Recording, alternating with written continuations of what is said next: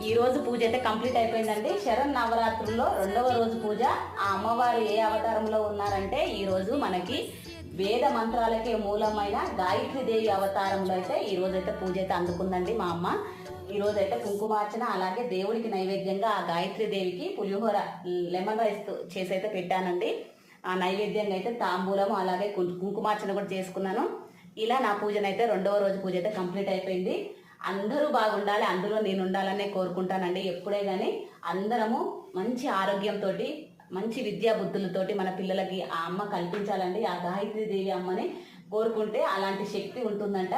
విద్యా బుద్ధి అంటే మేధస్సు చాలా పెరుగుతూ ఉందంట. ఆ అమ్మ మంత్రం చెప్పుకున్నా కానీ అంత పవర్ ఉంటుందంట. నేనైతే ఈరోజు గాయత్రీదేవి అమ్మవారికి ఆమె రూపాన్ని ఆహ్వానించుకొని అయితే నేను కుంకుమార్చన అలాగే ఆ అమ్మకి నైవేద్యంగా అయితే పంచామృతము, తాంబూలము, పులిహోర ఇలా నైవేద్యం అయితే సమర్పించాను.